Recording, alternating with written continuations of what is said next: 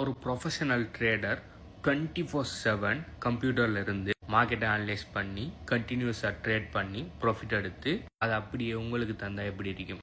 S, அதுதான் trading board. Trading போர்ட்டுன்னா என்னன்னு சொன்னால் ஒரு சாஃப்ட்வேர். அந்த சாஃப்ட்வேர் என்ன பண்ணணும்னு சொன்னால் அதுக்கு என்ன கோடிங் கொடுப்பட்டிருக்கிறோ, என்ன க்ரைட்டீரியா கொடுப்பட்டிருக்கிறோ, அப்படி இல்லாட்டி என்ன ரூல்ஸ் கொடுப்பட்டிருக்கிறோ அந்த ரூல்ஸுக்கு ஏற்ற மாதிரி மார்க்கெட்டை அனலைஸ் பண்ணி அதுக்குரிய அந்த ரூல்ஸ் ஹெல்மெட் பண்ணால் வாங்கும், அதுக்குரிய ரூல்ஸ் ஹெல்மெட் பண்ணால் செல் பண்ணும். இப்படி கண்டினியூஸாக 24 மணித்தியாலமும் 7 நாளும் எந்த விதமான பிரேக்கும் எடுக்காமல் கண்டினியூஸாக மார்க்கெட்டை மானிட்டர் பண்ணி அதுக்கேற்ற நல்ல ஆப்பர்ச்சுனிட்டி வந்தால் வாங்கி அதுக்கேற்ற நல்ல ஆப்பர்ச்சுனிட்டி வந்தால் செல் பண்ணுற ஒரு அல்கோரிதம் அல்லது கோடிங் தான் இந்த ட்ரேடிங் போர்ட். ட்ரேடிங் போர்ட் செய்கிற அளவுக்கு எஃபிஷியண்டாக பயங்கரமான மாஸ் வால்யூமில் மாஸ் டைமிங்கில் ஒரு ப்ரொஃபஷனல் ட்ரேடரால் ஹியூமன் ட்ரேடரால் அதே மாதிரி ட்ரேட் பண்ண இயலுமான்னு கேட்டால் இல்லை. ஏண்டா மனிதனுக்கு நிறைய பிரச்சனை இருக்குது. ஓகே, 24/7 கம்ப்யூட்டருக்கு முன்னுக்கு இருந்து 24/7 எந்த விதமான பிரேக்குமே இல்லாமல் அனலைஸ் பண்ண முடியாது. ஆனால் ட்ரேடிங் போட்டால் முடியும். ரெண்டாவது, களைப்பு,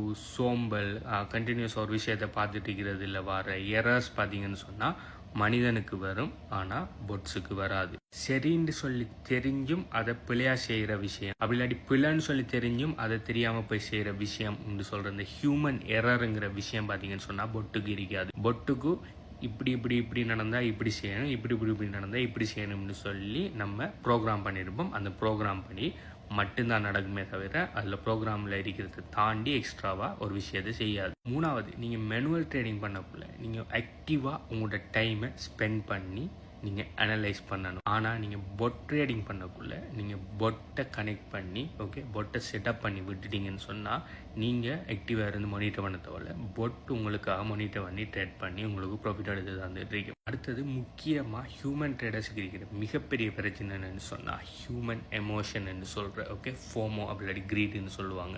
ஃபோமோன்னு சொன்னால் ஃபியர் ஆஃப் மிஸ்ஸிங் அவுட். ஒரு புது விஷயம் ஒரு மார்க்கெட்டில் ஒரு கிரிப்டோ கரன்சி பம்ப் ஆகுதுன்னு சொன்னால் அது பயங்கரமாக பம்ப் ஆகிட்டுன்னு சொன்னால் அடுத்தது அது டம்ப் ஆகுறது நிறைய சான்ஸ் இருக்குது. ஆனால் நம்மளோட ஃபோமோ ஒரு ஹியூமன் ட்ரேடருக்கு உருவாகிட்டுன்னு சொன்னால் என்ன செய்யணும்னா, ஐயோ மேலே பம்ப் ஆகுது, நம்ம வாங்கலை, இன்னும் மேலே பம்ப் ஆகக்குள்ள நம்ம அதை மிஸ் அவுட் பண்ணிடுவோமேன்னு சொல்லி டொப்பில் போய் வாங்குறதுக்கு முற்படுவாங்க. இது அநேகமான ட்ரேடர்ஸ் மத்தியில் இது காமனான ஒரு விஷயம் உண்டு. அவங்க போய் டொப்பில் வாங்கின உடனே மார்க்கெட் சரிஞ்ச உடனே அவங்க மைனஸில் ஒன்று நட்டத்தில் வச்சு வித்து போட்டு வெளியால் வரணும், அப்படி பெரிய மைனஸை ஹோல்ட் பண்ணிட்டு இருக்காங்க. அடுத்தது இன்னொரு பெரிய பிரச்சனை ஒன்று இருக்கு, கிரீட்னு சொல்கிறது. இப்போ பார்த்தீங்கன்னு சொன்னால் ஒரு ட்ரேட் ஒன்று எடுத்திருப்போம். ட்ரேட் ஒன்று எடுத்து அது ஒரு 10% ப்ராஃபிட்டில் இருக்கும். ஒருத்தர் க்ளோஸ் பண்ணி நம்ம வெளியில் வந்தோம்னு சொன்னால் ஒரு 10% ப்ராஃபிட்டோட வந்துடலாம். ஆனால் அந்த 10% க்ளோஸ் பண்ணதுக்கு மனசு விடாது. இன்னும் கொஞ்சம் போகட்டும், 15% ஆகட்டும், 20% ஆகட்டும்னு சொல்லி நம்ம என்ன செய்வோம்னு சொன்னால் நம்மளோட கிரீட் தூண்டி நம்ம ப்ராஃபிட் எடுக்க மாட்டோம். டக்குன்னு மார்க்கெட் கிராஷ் ஆகி இல்லாட்டி கரெக்ஷன் ஆகி இருந்த 10% இல்லாமல் மைனஸில் போய் நம்ம ப்ராஃபிட் எடுக்கிறது மிஸ் பண்ணிடுவோம். அதே மாதிரி கிரீட் மற்ற பக்கத்துலேயே வேலை செய்யும். இப்போ மார்க்கெட் நல்லா ஒரு காயின் நல்லா கிராஷ் ஆகி நல்ல லாபத்தில் இருக்குது, இப்போ வாங்கினா நல்லம். ஆனால் நம்மளோட கிரீட் சொல்லும் இன்னும் கொஞ்சம் கீழே போனால் இன்னும் சீப்பாக எடுக்கலாம்னு சொல்லி இன்னும் நம்ம வெயிட் பண்ணுவோம். ஆனால் திரும்ப மார்க்கெட் அடித்து மேலே போயிடும். ஸோ நம்மளுக்கு வாங்க இருந்த ஒரு ஆப்பர்ச்சுனிட்டியை நம்ம மிஸ் பண்ணுவோம். ஸோ இதை மாதிரியான மிஸ்டேக்கள் பார்த்தீங்கன்னு சொன்னால் ஹியூமன் ட்ரேடர்ஸுக்கிட்ட நிறைய நடக்கும். ஆனால் இது பொட்டுக்கிட்ட நடக்காது. பொட்டுக்கிட்ட இந்த ப்ரைஸ் பாயிண்டில் வரக்குள்ள வாங்கணும்னு சொன்னால் அது வாங்கிடும், இந்த ப்ரைஸுக்கு வரக்குள்ள இத்தனை வீதம் எடுக்கக்குள்ளே விற்கணும்னு சொன்னால் விற்றுடும். மார்க்கெட் மேலே போகுமா கீழே வருமா, இன்னும் கொஞ்சம் போகும், இன்னும் கீழே வரும்னு சொன்னால் அதெல்லாம் இது செஞ்சு நிற்காது. அதே மாதிரி மார்க்கெட் கீழே வரக்குள்ள ஐயோ கீழே போகுதுன்னு சொல்லி பயத்தில் நட்டத்தில் விற்கிற கன்செப்டும் இல்லை.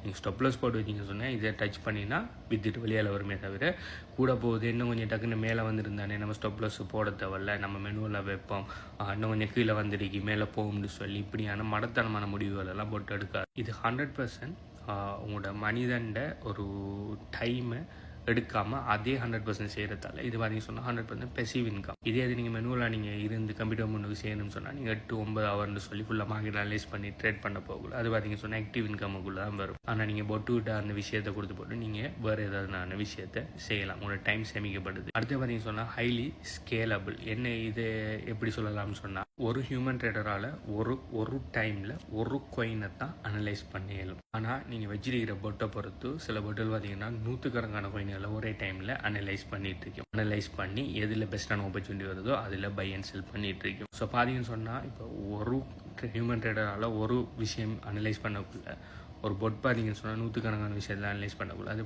பார்த்தீங்கன்னு சொன்னால் ஹைலி ஸ்கேலபிள். நம்ம பெரிய ஒரு கேபிட்டலை கொடுத்து நிறைய காயினை வச்சு ட்ரேட் பண்ண விடலாம். ஸோ அதனால தான் நான் பர்சனலாக இது என் பர்சனல் ஒப்பீனியன், மேனுவல் ட்ரேட் பண்ணுறதை விட பொட் ட்ரேடிங் பண்ணுறதை நான் விரும்புவேன். அதுக்காக நீங்கள் அதை தான் விரும்புன்னு சொல்லி எந்த அவசியம் இல்லை. ஆனால் இதை மாதிரியான நிறைய அட்வான்டேஜஸ் நிறைய இருக்கிறதால பொட் ட்ரேடிங் பண்ணுறது பெஸ்ட்டு என்னை பொறுத்த வரைக்கும். ஆனால் பொட் ட்ரேடிங் அட்வான்டேஜஸ் மட்டும்தான் இருக்கான்றா இல்லை, டிஸ்அட்வான்டேஜஸும் இருக்குது. சில நேரம் பார்த்தீங்கன்னு சொன்னால் ஹியூமன் டிசிஷன் ஒரு இடத்தை கட்டாயம் எடுக்க வேண்டிய சில விஷயங்கள் வரும், அதை பொட் எடுக்காது. இப்போ உதாரணத்துக்கு பார்த்தீங்கன்னு சொன்னால் எஃப்எம்சி மீட்டிங் நடக்க போகக்குள்ள லைக் மார்க்கெட்டில் ஒரு பெரிய ஒரு சலசலப்பு வரும். அந்த டைமில் ட்ரேட் எடுக்காமல் இருக்கிறது புத்திசாலித்தனம். ஆனால் பொட் பார்த்தீங்கன்னு சொன்னால் அதெல்லாம் கணக்கு எடுக்காது. அதில் ஆப்பர்ச்சுனிட்டி வந்தால் அது ஜம்ப் பண்ண தான் பார்க்கும். அதே மாதிரி ஒரு போர் நடக்குது அப்படி இல்லாட்டி நெகட்டிவ் நியூஸ் உண்டு வார மாதிரி இருக்குன்னு சொல்லி நம்மளுக்கு தெரிஞ்சால் நம்ம என்ன செய்வோம், எதுனான ஒரு காயின் ஒன்று ப்ராஃபிட்டில் இருக்கும்னு சொன்னால் உடனே அதை விற்றுட்டு வெளியில் வர பார்ப்போம். இவந்தோ இப்போ நம்ம 10% டார்கெட் தான் வச்சிருக்கோம், ஆனால் ஒரு 9% இருக்குன்னு சொன்னால் லைக் நாளைக்கு ஒரு பெரிய நெகட்டிவ் நியூஸ் வந்து வார மாதிரி இருக்குது, வார் வந்து ஸ்டார்ட் பண்ணுற மாதிரி இருக்குன்னு சொன்னால் உடனே நம்மள்ட்ட இருக்கிற போர்ட்ஃபோலியோலாம் ப்ராஃபிட்டில் இருக்கிறதெல்லாம் க்ளோஸ் பண்ண பார்ப்போம். ஆனால் பொட்டு அப்படி இல்லை, 10% வந்தால் தான் ப்ராஃபிட் எடுப்பேன்னு சொல்லி அப்படியே பார்த்துட்டு நாளைக்கு வார் சம்மந்தமாக என்னென்ன நெகட்டிவ் நியூஸ் வந்தீங்கன்னா திரும்ப காயின் கீழே வைக்கணும். ஸோ அந்த 9% ப்ராஃபிட்டை க்ளோஸ் பண்ணியிருக்காது. ஏன்னா அதுக்கு ப்ரோக்ராம் பண்ண பார்த்துருக்குது 10% வந்தால் மட்டும்தான் க்ளோஸ் பண்ணணும்னு சொல்லி. ஸோ இப்படியான 1-2 சின்ன ஹியூமன் டிசிஷனில் பார்த்தீங்கன்னு சொன்னால் பொட்டு எடுக்காது. ஆனால் அது தவிர்த்து இவ்வளோ பெனிஃபிட் பொட்டில் இருக்கிறதால நான் எப்போயுமே பார்த்தீங்கன்னு சொன்னால் இந்த பெரிய அளவில் அமௌண்ட்டை நான் பொட் ட்ரேடிங்கில் தான் நான் கொடுத்து ட்ரேட் பண்ணிட்டு இருக்கிறேன். மார்க்கெட்டில் பார்த்தீங்கன்னு சொன்னால் நிறைய பொட்ஸ்கள் இருக்குது. சில பொட்ஸ்கள் பார்த்தீங்கன்னு சொன்னால் எக்ஸ்சேஞ்ச் பொட் நிறைய ஃப்ரீ பொட்ஸ்கள் இருக்குது. சில பொட்ஸ்கள் பார்த்தீங்கன்னு சொன்னால் ஏபிஐ மூலம் கனெக்ட் பண்ணுற பொட்ஸ்கள் இருக்குது. அதுலேயும் ஃப்ரீ பொட்ஸ்களும் இருக்குது, பெய்ட் பொட்ஸ்களும் இருக்குது. சில பொட்ஸ்கள் பார்த்தீங்கன்னு சொன்னால் மந்த்லி பே பண்ணுற மாதிரி பொட்ஸ்கள் இருக்குது. சில பொட்ஸ்கள் பார்த்தீங்கன்னு சொன்னால் ஆனுவலி பே பண்ணுற மாதிரி பொட்ஸ்கள் இருக்குது. சில பொட்ஸ்களில் பார்த்தீங்கன்னு சொன்னால் நம்ம எடுத்து அந்த பொட் நம்மளுக்கு எடுத்து தர ப்ராஃபிட்டில் ஒரு குறிப்பிட்ட பர்சன்டேஜை ஷேராக கொடுக்குற மாதிரி பொட்ஸ்கள் இருக்குது. அப்படி மல்டிபிள் வெரைட்டிஸில் பொட்ஸ் இருக்குது. நான் கனகாலமாக பாவிச்சிட்டு இருக்கிற கிட்டத்தட்ட ஆல்மோஸ்ட் 4 வருஷத்துக்கு மேலே நான் பாவிச்சிட்டு இருக்கிற ஒரு பெஸ்ட்டான ஏபிஐயை வச்சு கனெக்ட் பண்ணி எக்ஸ்சேஞ்சோட ட்ரேட் பண்ணுற ஒரு பொட்டை பற்றி நான் HBU கம்யூனிட்டியில் நான் டீச் பண்ணியிருக்கிறேன். Hands free API trading with அந்த பொட். ஸோ அந்த பொட்டோட டீட்டெயில்ஸ் ப்ளஸ் இந்த பொட் சம்மந்தமாக நான் கழிச்சிருக்கிற இந்த மொடியூலோட டீட்டெயில்ஸ் வேணும்னு சொன்னால் நீங்கள் இந்த வீடியோ பார்க்குற டைம் இந்த வீடியோக்கு எத்தனை லைக் இருக்கிறத கீழே கமெண்ட் பண்ணுங்கள். இந்த மொடியூல் சம்மந்தமான மேலதிக டீட்டெயில்ஸ் எங்கே இருக்காங்கிற மேலதிக டீட்டெயில்ஸை நான் தரேன். பை.